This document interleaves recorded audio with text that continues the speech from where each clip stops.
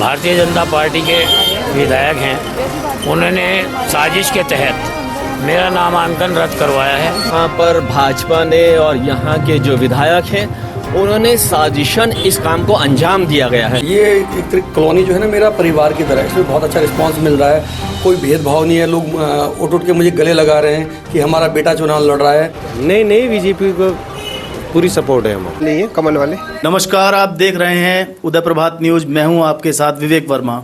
हमें इस समय वार्ड नंबर 49 और यहाँ हैं मेहताब अली जी, और जो अल्पसंख्यक मोर्चा से पहले महानगर उपाध्यक्ष भी हैं, इस समय वर्तमान में रहे हैं। आपका बहुत बहुत स्वागत है उदय प्रभात न्यूज में। धन्यवाद आपका। आपके क्षेत्र में कैसा है? आप क्षेत्र में जा रहे हैं, लोगों से मिल रहे हैं। ये एक कॉलोनी जो है ना मेरा परिवार की तरह, इसमें बहुत अच्छा रिस्पांस मिल रहा है। कोई भेदभाव नहीं है, लोग उठ के मुझे गले लगा रहे हैं कि हमारा बेटा चुनाव लड़ रहा है, और वो दिलो जान से मेरे साथ खड़े हुए हैं। अच्छा, कितने वोट हैं आपके क्षेत्र में? 6037 वोट है मेरे वार्ड में। ठीक है, क्षेत्र के लिए लोगों के लिए क्या काम कराएंगे आप? प्राथमिकता जो भगत सिंह कॉलोनी के अंदर फिलहाल वो पुस्ते के ऊपर जाल लगने का है, और हमारा रक्षा विहार में सड़कें, नाली और बिजली की लाइटों के खंभे की सबसे ज़्यादा प्रॉब्लम है। आप चूंकि अल्पसंख्यक मोर्चा से महानगर उपाध्यक्ष भी हैं, तो केंद्र सरकार द्वारा बहुत सारी अल्पसंख्यक समुदाय के लिए योजनाएं चलाई जा रही हैं। उनमें से कुछ योजनाओं के बारे में आपको जानकारी है? वित्तीय विकास निगम से 2 लाख से लेकर 10 लाख तक का लोन, आयुष्मान भारत, उसके बाद आपका उज्ज्वला योजना, लेबर कार्ड पे सामान वगैरह। ठीक है, आपको अच्छी जानकारी है। क्या आप पार्षद चुनकर क्षेत्र में आते हैं तो अपने क्षेत्र की जनता से वादा करेंगे कि उन योजनाओं का लाभ प्रत्येक व्यक्ति तक दिलाएंगे? 100%।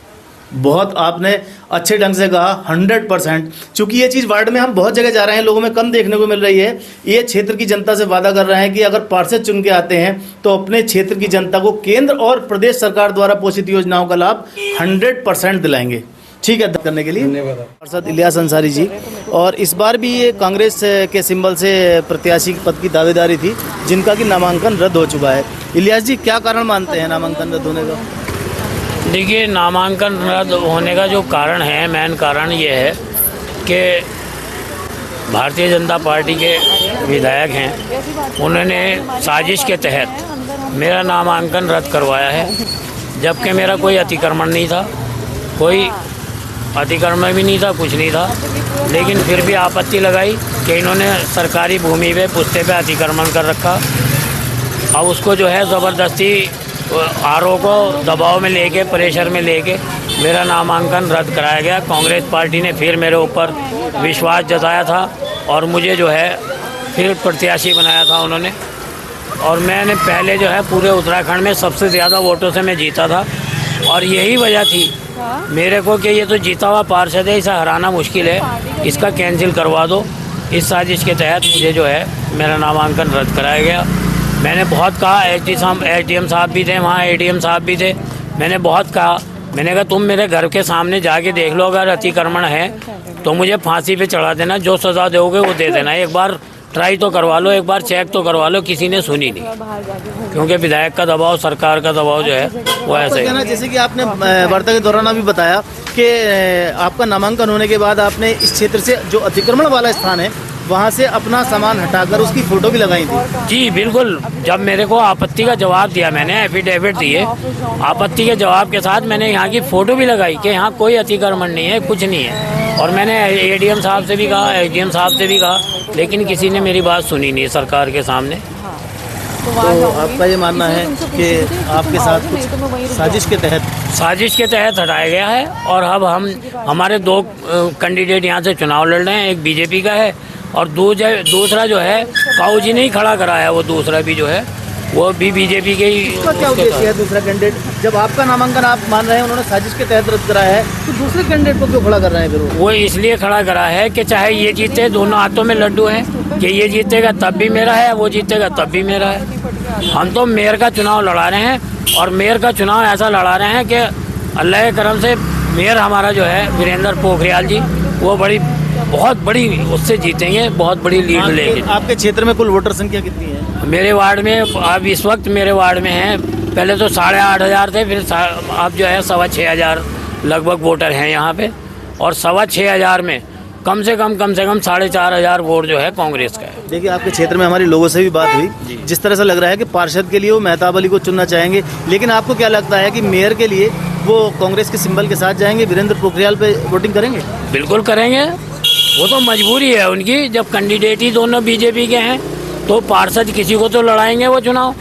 हमने दोनों से न्यूट्रल होकर हमने ये कहा, भाई जो भी पार्षद है, जिसे आप, जो तुम्हारी समझ का हो, जो तुम्हारी पसंद का हो, उसे पार्षद चुन लो, लेकिन मेयर का वोट जो है हमें कांग्रेस को चाहिए, वीरेंद्र पोखरियाल जी को चाहिए। और हम वीरेंद्र पोखरियाल जी के लिए हमारी ताकत का भी पता लग जाएगा, हम किस तरीके से चुनाव लड़ा रहे हैं, और उनको मेयर इंशाल्लाह आपके मेयर बनने से कोई रोक नहीं सकता। नंबर 49 से पार्षद किसको चुनना चाहेंगे? ये मेहताब भाई जीतेंगे, जीतने भी यही है, 10-15 साल से मेहनत कर रहे हैं, पार्टी के साथ जुड़े हुए हैं। मेहताब भाई जीतेंगे, और तो कोई है नहीं, एक निर्दलीय में खड़े हैं, वो तो चांस कम है। और आप अपना मेयर किसको चुनना चाहेंगे? मेयर भी बीजेपी का ही होगा।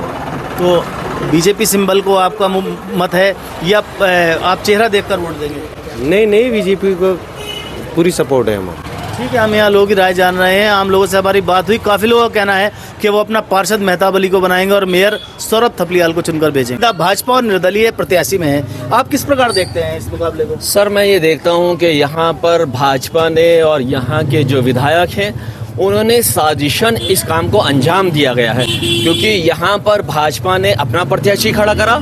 सेकंड, जो निर्दलीय प्रत्याशी है वो भी भाजपा का प्रत्याशी है, क्योंकि वो जानते हैं कि भाजपा को बहुत से मुसलमान वोट नहीं देंगे, इसलिए उन्होंने जो है निर्दलीय प्रत्याशी खड़ा करा कि अगर निर्दलीय जीता है तो भी हमारा है और भाजपा का जीता है तब भी हमारा है। यहाँ साजिशन जो है कांग्रेस को वोट को ख़त्म किया गया है, क्योंकि जानते थे कि इस वार्ड के अंदर, बल्कि पूरे जितने भी वार्ड हैं उसमें सबसे ज़्यादा अगर कोई वोटों से जीता है तो इलियास अंसारी जी हैं। उनकी यहाँ पकड़ है, उनकी यहाँ एक छवि है, और वो उन्होंने काम किया है।